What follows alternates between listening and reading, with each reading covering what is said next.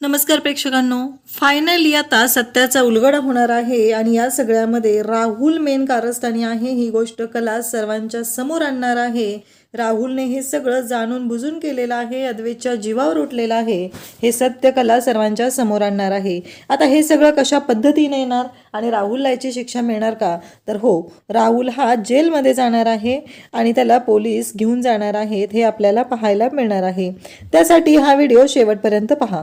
तर इकडे आता पोलीस आलेले असतात आणि नैनाला मात्र जाम भीती वाटू लागलेली असते। नैनाला असं वाटत असतं की हे सगळं काय होतंय, एवढ्या पुढे जाईल असं वाटलंही नव्हतं आणि या गोष्टी एवढ्या पुढे गेलेल्या आहेत असं नैनाचं म्हणणं असतं। नैना म्हणत असते की काही झालं तरीही आता हे सगळं अंगलट येता कामा नये असं नैनाला वाटत असतं। त्याचबरोबर इकडे कला, त्याचबरोबर आबा, सरोज सगळेजण आता ऑफिसमध्ये आहेत आणि तिथे पोलीस आलेले आहेत। पोलिसांनी या सर्व गोष्टी पाहिलेल्या आहेत आणि पोलिसांनाही धक्का बसलेला आहे। तेव्हा पोलीस म्हणतात की मला सांगा की हा केक तुम्ही बनवला होता, ही पार्टी ऑर्गनाईज तुम्ही केली होती? हा प्रश्न पोलिसांनी कलाला विचारलेला आहे आणि त्यावेळेस कला सांगते की हो, ही पार्टी मी ऑर्गनाईज केलेली होती, पण हा केक मी घरीच बनवलेला आहे। हे सगळं जेव्हा कला सांगत असते तेव्हा मात्र पोलीस म्हणत असतात की तुम्ही जे साहित्य वापरलेलं होतं ते साहित्य कुठून आणलेलं आहे? तेव्हा कला म्हणते की ते घरातलंच होतं, मी बाहेरचं कोणतंही साहित्य वापरलेलं नाहीये, अगदी घरच्या साहित्यामध्येच केक बनवलेला आहे असं कला स्पष्टपणे सांगत असते। तेव्हा ते म्हणत असतात की हे बघा मॅडम, जे काय झालेलं आहे ते आहे, पण इन्व्हेस्टिगेशनसाठी तुम्हाला आम्ही घेऊन जाणार आहोत किंवा चौकशी जेव्हा लागेल तेव्हा तुम्हाला यावं लागेल, आम्हाला कॉपरेट करावं लागेल। तेव्हा कला म्हणत असते की हो नक्की चालेल, मी तुम्हाला जे कॉपरेट हवं आहे ते सगळं मी कॉपरेट करेल, कारण त्याचा मला काहीही प्रॉब्लेम नाही। तेव्हा मात्र तिथे सगळेजण पाहत असतात आणि कला म्हणत असते की पण साहेब, मला एक गोष्ट तुम्हाला सांगायची आहे, मी माझ्या नवऱ्याच्या जीवावर का उठेल, माझ्या नवऱ्याचंच मी नुकसान का करेल, हे सगळं कला सांगत असते। तेव्हा मात्र ते इन्स्पेक्टर साहेब म्हणतात की हो बरोबर आहे आणि आबांनी मात्र आता स्पष्टपणे सांगितलेलं असतं की एक गोष्ट लक्षात ठेवा, आमची ही सून आहे आणि अद्वैतची बायको आहे, तिच्याबद्दल आम्हाला कोणतीही शंका नाही, तिच्याबद्दल आम्हाला कोणताही प्रॉब्लेम नाही, त्यामुळं तुम्ही तिच्यावरती असा संशय घेऊ नका। तुम्हाला कोणत्या गोष्टीची चौकशी करायची आहे त्या प्रत्येक गोष्टीसाठी ती कॉपरेट करेल असं आबा स्पष्टपणे सांगतात। एकदा का आबांनी निर्णय सांगितलेला आहे, आबा बोललेले आहेत म्हणलं की पोलीस त्यांच्यावर विश्वास ठेवतात आणि ठीक आहे म्हणतात, कारण आबांनी जे सांगितलेलं आहे त्या प्रत्येक गोष्टींवरती पोलिसांचा विश्वास आहे आणि पोलिसांना खात्री आहे की आबासाहेबांनी सांगितलंय म्हणजे यावर कोणतीही शंका घ्यायची नाही असं म्हणतात आणि पोलीस तिथून जायला निघतात। त्याचबरोबर अद्वैत, त्याचबरोबर राहुल सगळेजण जात असतात। नैनाची मात्र आता वाट लागलेली असते, नैनाला कळायचं बंद झालेलं असतं, कारण या सगळ्यामध्ये ती पुरती अडकलेली असते आणि आता ती पूर्णपणे त्याच्यामध्ये जवळजवळ बर्बादच झालेली असते, कारण तिनं जे कांड केलेलं असतं ते कांडच इतकं मोठं असतं की त्याच्यामध्ये ती पूर्णपणे अडकणार असते। त्याचबरोबर इकडे आपल्याला पाहायला मिळतं की जेव्हा या सर्व गोष्टी घडत असतात तेव्हा मात्र इकडे कला इकडे सोहमला सांगते की सोहम, एक काम करशील का रे, माझ्या आईची अवस्था ना खूपच वाईट झालेली आहे आणि त्यासाठी तू तिच्याकडे जाऊन येशील का, कारण माझ्या आईची जी अवस्था झालेली आहे ना त्यामुळं आत्ता तर ती आजारपणातून उठलेली आहे आणि तिला आत्ता ही गोष्ट कळली आहे, त्याच्यामुळं ती खूपच घाबरलेली आहे, तू घरी जा आणि तिला तेवढा आधार दे असं म्हटल्यानंतर सोहम पण तयार होतो। सोहम म्हणतो की हो वहिनी, काळजी करू नको, मी जाऊन येईल घरी असं सोहम स्पष्टपणे सांगत आहे आणि सोहमने या गोष्टी सांगायला सांगून कला म्हणते की ठीक आहे, आता घरी जाऊन बाकीचं इन्व्हेस्टिगेशन होणार असतं। आणि त्याचबरोबर कलाच्या बाबतीत आता कलाला या सर्व गोष्टी पोलिसांना कॉपरेट करायच्या असतात आणि पोलिसांशी या सर्व गोष्टी व्यवस्थितपणे बोलून घ्यायच्या असतात, कारण या सगळ्याचा परिणाम हा अद्वैतच्या जीवावर झालेला आहे, अद्वैतच्या जीवाशी हा प्रश्न झालेला होता। त्यामुळं कलाने ठरवलेलं आहे की काहीही झालं तरी अद्वैतच्या जीवाबरोबर जर काय होणार असेल तर मला विचार करावा लागणार आहे, हे कलाने ठरवलेलं असतं आणि कला त्याच बाजूने विचार करत असते। इकडे पाहायला मिळतं की आता घरी संगीता मात्र विचार करत आहे, देवी आईच्या समोर बसलेली आहे आणि ती म्हणत आहे की काय आहे, माझ्या कलीलाच प्रत्येक वेळेस हे सगळं सहन का करावं लागतंय, कलीलाच माझ्या परीक्षा का द्यावी लागते असं म्हणत ती आई अंबाबाईला प्रश्न विचारत आहे। आई अंबाबाईकडे तिचं गारण गात आहे, म्हणत आहे की माझ्या कलीच्या बाबतीत असं का होतंय, तिच्याकडून नक्की काय चूक घडलेली होती म्हणून या सगळ्याची शिक्षा अशा प्रकारे तिला भोगावी लागत आहे, हे सगळं बोललं जात असतं। आणि त्याचबरोबर आपल्याला पाहायला मिळतं की संगीता मात्र भयानक चिडलेली असते. संगीता म्हणत असते, माझ्या कलीच्या बाबतीत नक्की काय झालेलं आहे, अजून कोणत्या कोणत्या गोष्टी वाढून ठेवलेल्या आहेत, हा प्रश्न तिने विचारत असते. आई अंबाबाईला तिनं म्हणत असते की हे सगळं काय घडत आहे, काहीही झालं तरीही या सर्व गोष्टी ज्या पद्धतीनं घडत आहे ते खूपच विचित्र आहे. कलाच्या बाबतीत जे घडत आहे या गोष्टीचा इकडे संगीतालाही त्रास होत असतो आणि संगीताला चक्कर येऊ लागलेली असते. संगीताला खूप वाईट वाटत असतं, कारण संगीताच्या बाबतीत जे घडत आहे ते खूपच भयानक असं असतं. कारण संगीता म्हणत असते की माझ्या कलीच्या आयुष्यात अजून काय काय विघ्न येणार आहेत, माझ्या कलीच्या बाबतीत नक्की काय काय होणार आहे, हे अनेक प्रश्न आता संगीताला पडलेले असतात आणि संगीता त्याच प्रश्नांचा विचार करत असते. संगीता म्हणत असते की काही झालं तरी माझ्या कलेला काय होता कामा नये असं संगीताला वाटत असतं. आणि त्याचबरोबर संगीताला चक्कर यायला लागलेली असते, तिला टेन्शन आलेलं असतं, कारण ऑलरेडी तिला बीपीचा त्रास असतो आणि या सगळ्या गोष्टींचं तिला प्रेशर येत असतं. त्यावेळेसच तिथे काजल धावत येते. संगीता चक्कर येऊन पडत असते. काजल आलेली असते. काजल तिला सावरते आणि काजल तिला म्हणते की चल मी आहे ना तुझ्याबरोबर, असं म्हणत काजल तिला घेऊन जात असते. संगीता रडत असते आणि संगीताला काजल सांभाळते. बाबा बाबा असं म्हणत ती आवाज देऊ लागते, कारण संगीताला त्रासच एवढा व्हायला लागलेला असतो. काजल म्हणत असते की आई काळजी करू नकोस, काही होणार नाही आपल्या कलाताईला, तूच म्हणत असते ना नेहमी, कारण संकटाबरोबर आपल्याला लढावंच लागणार आहे आणि संकट जरी कलाताईवर आलेलं असलं तरी कलाताई आपली किती स्ट्रॉंग आहे तुला माहिती आहे ना, मग काळजी करायची काहीच गरज नाही, असं काजल संगीताला समजवत असते. संगीताला म्हणत असते की आई टेन्शन घेऊ नको, सगळ्या गोष्टी व्यवस्थित होतील आणि आपण सगळेजण आहोत ना, असं म्हणत ती समजवत असते. तेव्हा दिनकरही तिथं आलेला असतो. अगं संगे तू नको काळजी करू, आपली पोरगी आहे ना, माहिती आहे ना, तिनं काहीच केलेलं नाहीये, तिला काही होणार नाहीये आणि अद्वैतराव आहेत ना. संगीता म्हणत असते की कालच माझ्या पोरीच्या आयुष्यात एवढा सुखाचा क्षण आलेला होता, अद्वैतरावांनी स्वतः तिला स्टेजवर बोलवलं पुरस्काराच्या वेळी आणि आता लगेचच तिच्या आयुष्यात संकट आलेलं आहे. तेवढ्यात सोहम दारात आलेला असतो. सोहम आलेला पाहून सगळेजण पाहत असतात आणि सोहम का आलेला आहे हा प्रश्न सगळ्यांना पडलेला असतो आणि सगळेजण बोलत असतात. तेव्हा मात्र इकडे आपल्याला पाहायला मिळतं की जेव्हा सोहम तिथं आलेला असतो तेव्हा दिनकर संगीता म्हणतात की सोहमराव तुम्ही, तेव्हा सोहम सांगू लागतो की हो मीच आलेलो आहे, कारण मला कलावहिनीनं सांगितलं की संगीता काकींची तब्येत ठीक नाहीये, मग कलावहिनीनं मला इथे पाठवलेलं आहे, असं सोहम बोलत असतो. सोहम सांगत असतो की हे सगळं मला कलावहिनीनं सांगितलेलं आहे, तर आपल्या कलेला आपली किती काळजी आहे ही गोष्ट संगीताला इथेही दिसत आहे.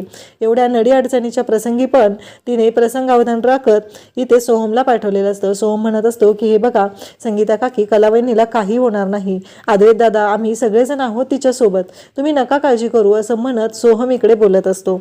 आणि सोहम म्हणत असतो की काजल जर संगीता काकींसाठी चहा घेऊन ये जा, तू त्यांना चहा दिव्या, त्यांना बरं वाटेल, असं सोहम म्हणत असतो. आणि मग संगीतासाठी काजल चहा आणायला जाते, कारण सोहम एवढा प्रेमाने चौकशी करत आहे, विचारपूस करत आहे आणि तो स्वतःहून आलेला आहे आणि त्याचबरोबर आपली कला आपली किती काळजी घेत आहे ही गोष्ट ही संगीताला यातून पाहायला मिळत असते. तर संगीता मात्र विचार करू लागलेली असते, सोहम एवढ्या काळजीने करत आहे आणि आपण सोहमशी चुकीचं वागत आहोत. त्याचबरोबर काजलने जो निर्णय घेतलेला आहे त्या निर्णयाचा पण आपण आदर करत नाही हे संगीताच्या लक्षात आलेलं असतं आणि संगीता मात्र शांतपणे तिथं असते. आणि इकडे काजल मात्र पाहत असते. काजल जाऊन चहा घेऊन येते आणि काजल चहा देत असते तेव्हा काजलच्या हाताला टच होत असतो, म्हणून सोहम मात्र तिथून बाजूला होतो आणि सोहम म्हणू लागतो की काहीही झालं तरी हे आत्ता हिला आपण काहीच बोलायचं नाही. काजलच्याही ते लक्षात येतं आणि काजलच्या हातातून अलगद चहाची बशी सोहम स्वतःच्या हातात घेतो आणि तो संगीताला चहा देऊ लागतो. संगीताला तो समजून सांगत असतो. संगीताला म्हणत असतो की काही काळजी करू नका तुम्ही, आत्ता आहे ना अद्वैत दादा आहे, आम्ही सगळेजण आहोत, काळजी करायची अजिबात गरज नाही, असं तो सांगत असतो. त्याचबरोबर आपल्याला पाहायला मिळतं की इकडे आता पोलीस घरी आलेले असतात आणि जे साहित्य केक करण्यासाठी वापरलेलं आहे ते साहित्य आता टेस्टिंगसाठी घेतलं जात असतं आणि ते साहित्य टेस्टिंगसाठी घेऊन जात असतात आणि त्याच वेळी तिथे घरातले सगळेजण असतात. कला त्यांना सगळं साहित्य किचनमधून देत असते आणि त्याचबरोबर कला त्यांना सगळं साहित्य अगदी वेळच्या वेळी कोणतं साहित्य वापरलेलं आहे, नक्की काय काय झालेलं आहे या सर्व गोष्टी सांगत आहे आणि त्यांना ते साहित्य पण देत आहे. त्याचबरोबर इकडे नैना मात्र विचार करायला लागलेले आहे. नैना म्हणत असते की हे सगळं काय होऊन बसलेलं आहे, मी तर काय विचार केला होता आणि हे सगळं काय होतंय, कारण मला तर या कलाला अद्दल घडवायची होती आणि हे पोलीस आणि हे सगळं अशा पद्धतीनं होईल असं मला वाटलंही नव्हतं, पण हे असं का झालंय हा प्रश्न मात्र आता नैनाला पडले झालेला असतो. नैना म्हणत असते की या सगळ्यातून कसं बाहेर पडायचं आहे तेच मला कळना गेले आणि नैनाला आता अनेक प्रश्न पडलेले आहेत. या सगळ्यातून नैना बाहेर पडायचा कसा हा विचार करत आहे, परंतु त्यातही तिच्या डोक्यात येतं ते म्हणजे आता अजून कलाला आपण पूर्णपणे अडकवू शकतो हा विचार त्या मूर्ख नैनाच्या डोक्यात सुरू झालेला असतो. पोलिसांना सगळं साहित्य दिलेलं असतं. पोलीस म्हणत असतात की आता लवकरच हे टेस्टिंग होईल आणि आबासाहेब काळजी करायची काही गरज नाही. तेव्हा आबाही म्हणतात की हो नक्की.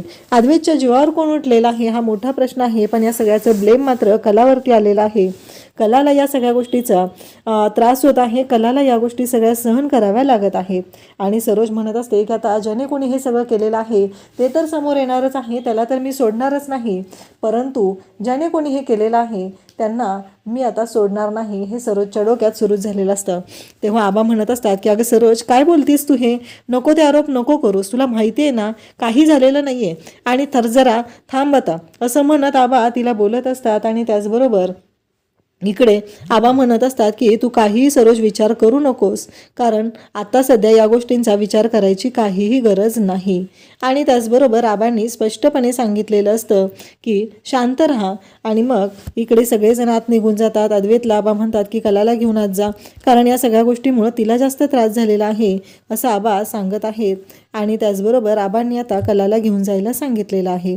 त्यावेळेस इकडे रोहिणी मात्र राहुलला म्हणत असते मूर्ख आहेस का तू, तुला कळतंय का या सगळ्याचा परिणाम काय झालेला आहे ते, कारण हे सगळं तुझ्यामुळे झालेलं आहे, या सगळ्याला तू जबाबदार आहे असं म्हणत रोहिणी राहुलवरती आरोप करत असते. त्याला म्हणत असते तू मूर्खासारखा वागत राहतो आणि त्या सगळ्याचे परिणाम इथं सगळ्यांच्या समोर भोगावे लागतात, तुला मी या सगळ्यातून कसा बाहेर काढणार आहे सांग बरं मला, असं म्हणत आता रोहिणी त्याला बोलत असते.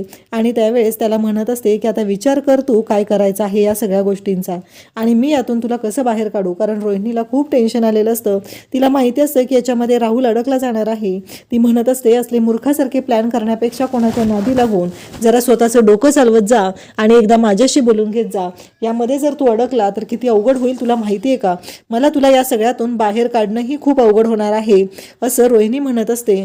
आणि म्हणत असते की ह्या सगळ्यामध्ये आता तू मलाही अडकवणार आहेस एवढं माझ्या लक्षात आलेलं आहे. तेव्हा राहुलला म्हणत असते की तुझा फोकस क्लिअर कर, तुझा फोकस काय आहे मी तुला वारंवार सांगत आहे, पण मूर्खा तुझ्या लक्षातच गोष्टी येत नाही.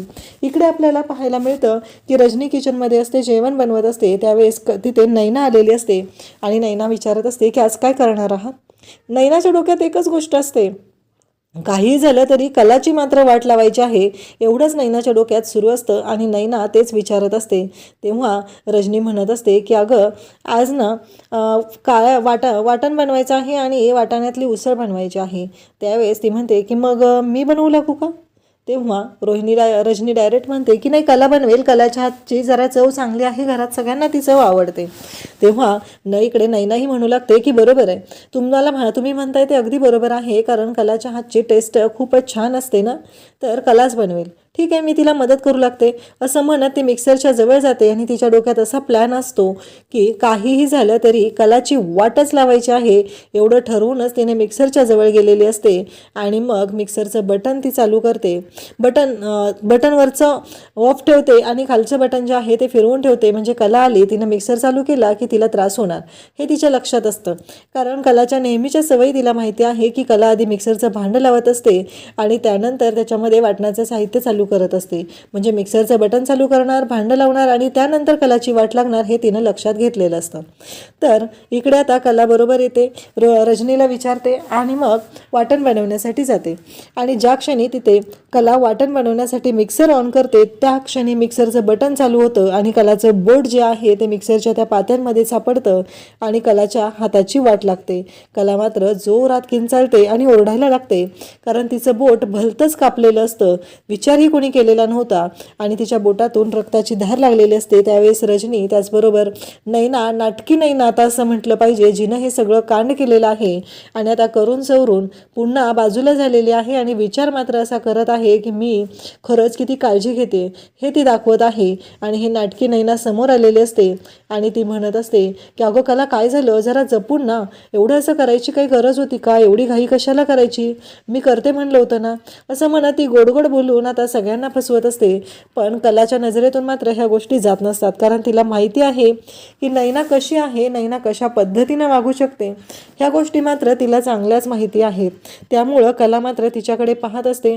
या सगळ्या गोष्टीतून तिच्या लक्षात येत असतं की नैना ही खोटारडी आहे. मग अद्वैत धावतच येतो, अद्वैत कलाला घेतो आणि कलाला म्हणतो, काय झाले खरे, काय प्रॉब्लेम आहे ते सांग मला, हे सगळं कशामुळं होतंय, तुझं लक्ष नाही आहे का, वेंधळेपणाने वागू नकोस ना, असं म्हणत अद्वैतने आता टेबल तिथेच खुर्चीवरती कलाला बसवलेला आहे आणि कलाला तो म्हणत आहे की थांब, मी तुला हे करतो, मदत करतो, असं म्हणत अद्वैत कलाच्या जवळ गेलेला आहे, कलाला हळद लावून देत आहे. आणि पुन्हा आता या रोहिणीने कलाचे इकडे सरोजचे कान भरायला सुरुवात केलेली आहे. कलाला खूपच त्रास होत असतो, तिला झोंबत असतं. तेव्हा अद्वैत तिला म्हणत असतो की अगं थोडा वेळ त्रास होणारच आहे ना, कारण जखमच इतकी मोठी झालेली आहे की विचारच करता येत नाही, असं तो सांगत असतो. आणि त्याचबरोबर इकडे पाहायला मिळतं की अद्वैत तिला लावून देत असतो, हळद लावून देत असतो. आबाही तिथं असतात आणि त्याचबरोबर सगळेजण पाहत असतात, कारण सगळ्यांच्या लक्षात आलेलं असतं की काय प्रॉब्लेम झालेला आहे. अद्वैत तिच्या बोटाला हळद लावून देत असतो आणि मग इकडे आपल्याला पाहायला मिळतं की अद्वैत बोटाला हळद लावून देतो. रजनी त्याचबरोबर सरोज सर्वजण तिथं उभे आहेत, त्या सर्वजण पाहत आहेत आणि अद्वैतला पण टेन्शन आलेलं असतं. अद्वैत मात्र म्हणत असतो की खरे जरा काळजीपूर्वक ना, किती लागलेलं आहे बघितलंस का. आणि आता रोहिणीने सरोजचे कान भरायला सुरुवात केलेली असते. सरोज म्हणते की अद्वैत हे सगळं करायची काय गरज आहे, त्यासाठी डॉक्टर आहेत ना, डॉक्टर करतील ना. तेव्हा आबा म्हणतात अगं ठीक आहे, एवढी काळजी करू नको, डॉक्टरांना बोलवायची काही गरज नाही आहे, त्याने हळद लावून दिली आहे ना, होईल सगळं व्यवस्थित, नको तू काळजी करू, असं आबा सरोजला सांगत आहेत. आणि त्याचवेळी नैना म्हणू लागते की अगं कला, तू रूममध्ये जाऊन आराम कर बरं, कारण आत्ता जे घडलेलं आहे ते खूपच वाईट घडलेलं आहे, हे मलाही माहिती आहे. तू पहिलं रूममध्ये जा आणि आराम कर, कारण काही झालं तरी ही गोष्ट जी आहे तेवढी वाटते तेवढी सोपी नाही आहे, मलाच गरगरायला लागलेलं आहे, इथल्या कामाचं आम्ही बघून घेतो. तेव्हा आबाही म्हणतात की हो अद्वैत, तिला घेऊन रूममध्ये जा आणि तिची काळजी घे. त्याचबरोबर रजनी म्हणते की मी स्वयंपाकाचं बघते. तेव्हा आबा म्हणतात की हो चालेल, पण घाई करू नको, थोडा उशीर झाला तरी चालेल, एवढी घाई करायची काहीही गरज नाही, असं आबांनी स्पष्टपणे सांगितलेलं आहे. आणि इकडे राहुल म्हणत असतो की मला माहिती आहे हे कांड नैनानंच केलेलं आहे. तेव्हा इकडे रोहिणी म्हणत असते की त्या नैनाच्या नादी लागू नको, आणि तिच्या नादी लागला तर स्वतः तोंडावर पडशील, एवढं लक्षात ठेव, कारण मी तुला खूप वेळा सांगितलेलं आहे तुझं टार्गेट काय आहे, तुझा फोकस काय आहे, यावर फोकस कर आधी, आणि मग त्या मूर्ख नैनाच्या नादी लागून विचार कर, असं रोहिणी प्रत्येक वेळेस राहुलला समजावत आहे, राहुलला सांगत आहे की आता जे काही घडत आहे ते खूपच भयानक आहे. कारण या सगळ्यामुळं इकडे पाहायला मिळतं की अद्वैत आता रूममध्ये आलेला आहे, तिथे कलाही आलेले आहे. आणि त्याचवेळी इकडे पाहायला मिळतं की कला म्हणत असते की अद्वैत मला कळतच नाही आहे की नक्की काय झालेलं आहे, हे सगळं कुणी केलेलं असेल, कारण विचार कर ना तू, कारण त्या दिवशी ते दोन गुंड आलेले होते. तेव्हा अद्वैत म्हणतो बास कर तुझा धांदलपणा, कारण प्रत्येक वेळेस असं काहीतरी विचार करत बसते आणि या सगळ्याचा त्रास होतो. तेव्हा कला म्हणते काय विचार करतेस, तू विचार कर ना, आज हे घरात घडलेलं आहे, आपल्या घरातून आपण केक बनवलेला होता तरीही त्याच्यामध्ये विष मिक्स झालेलं होतं, हे सगळं कोण करू शकतं सांग बरं, मला कळतच नाही आहे. कारण तू बघ ना, त्या दिवशी ते गुंड पण आलेले होते, त्या गुंडांनी पण तीच गोष्ट केली, कारण ते गुंड मारायला आले होते, ही गोष्ट तुला आणि मला दोघांनाही माहिती आहे, तरीही आपण शांत बसलेलोच आहोत. कारण बघ ना, विचार कर तू जरा, तुला पटतंय का ते सांग मला, कारण ते गुंड अचानक कसे आलेले होते, अचानक त्या गुंडांनी येऊन एवढा गोंधळ कसा घातलेला आहे, हे सगळं बोलणं सुरू असतं. आणि आता उद्याच्या भागात आपल्याला पाहायला मिळणार आहे पोलिसांचं इन्व्हेस्टिगेशन झालेलं असतं आणि पोलीस आलेले असतात आणि त्याचबरोबर पोलीस तिथे येतात आणि सांगू लागतात की हे सगळं जे आहे ते या व्यक्तीने केलेलं आहे. राहुलच्या रूममध्ये जाऊन पोलिसांनी राहुलला फरफटत बाहेर आणलेलं आहे आणि त्याला खेचत घेऊन चाललेले आहेत. आणि त्याच वेळी तिथे सरोज, आबा सगळेजण आहेत. आबा आणि सरोज म्हणतात की खरंच आम्हाला ना कळतच नाहीये की हे सगळं काय चाललेलं आहे, इतका मूर्खपणा चालला असेल हा विचारही स्वप्नातही आला नव्हता, एवढ्या विचित्र पद्धतीनं ह्या गोष्टी घडलेल्या असतात. आणि त्याचबरोबर इकडे पाहायला मिळतं की कला म्हणत असते की हे सगळं करणारी ही व्यक्ती आहे आणि हे सगळं या व्यक्तीनं केलेलं आहे असं इकडे कला सांगत असते. आणि कलाचं असं म्हणणं असतं की काहीही झालं तरीही हे सगळं जे काही केलेलं आहे त्यामुळं एवढा मोठा त्रास झालेला आहे. आणि त्याचबरोबर कला म्हणत असते की चांदेकरच्या जीवावर तू उठलेला आहे, तुला आता सोडणार नाही असं म्हणत कला भयानक अशी चिडलेली असते. परंतु इकडे मात्र आबांच्या समोर आता राहुलला आणलेलं असतं आणि आबा म्हणत असतात की हे मला तुझ्याकडून अपेक्षितच नव्हतं, अशा पद्धतीनं गोष्टी घडतील असं स्वप्नातही वाटलं नव्हतं. आणि आबांनी खानदिशी कानाखाली वाजवलेली असते आणि दाखवून दिलेलं असतं की एक गोष्ट लक्षात ठेव, काहीही झालं तरीही या सर्व गोष्टी ज्या आहेत त्या या चांदेकरांच्या आहेत आणि तू चांदेकरांच्या जीवावर उठलेला आहे. आणि पोलीस मात्र फरफटत घेऊन चाललेले आहेत. आणि तेव्हा सरोज मात्र म्हणत असते की मला ना तुझ्याकडून अशी अपेक्षा नव्हती, तू अशा पद्धतीनं वागशील असं मला स्वप्नातही वाटलेलं नव्हतं, असं म्हणत सरोज ही भयानक अशी चिडलेली असते.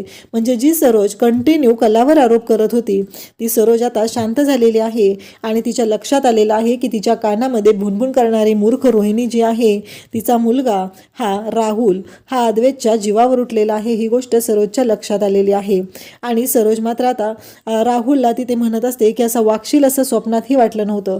पोलिसांनी आता राहुलला ताब्यात घेतलेलं आहे. राहुल रडत आहे, तो म्हणत आहे मी काही केलेलं नाहीये, माझा याच्यामध्ये काहीही दोष नाही, मी कोणतीच गोष्ट केलेली नाही असं तो सांगत असतो. परंतु आता त्याच्यावर कोणीही विश्वास ठेवत नाही. तो आबांच्या समोर येतो, अद्वैतच्या समोर येतो, तो सांगू लागतो की मी हे काही केलेलं नाही. तरीही आता त्याच्याशिवाय त्याच्याकडे दुसरा कोणताही पर्याय नसतो आणि त्याने कितीही हातापाय पडले, काहीही केलं तरीही त्याने जे कांड केलेलं आहे ते कांड मात्र कोणीच विसरू शकत नाही आणि त्याची शिक्षा मात्र राहुलला भोगावीच लागणार असते. या सर्व गोष्टी घडत असतात आणि त्याचबरोबर हे सगळं जेव्हा घडत असतं तेव्हा मात्र इकडे एवढं सगळं झालेलं असलं तरीही आता सगळेजण हे राहुलला आता जेलमध्ये पाठवत आहेत. पण नक्की काय होणार आहे, काही कोणाला पडलेलं स्वप्न असेल हे आपल्याला पाहायला मिळणार आहे. अशाच अपडेटसाठी चॅनलला सबस्क्राईब करा. थँक्यू.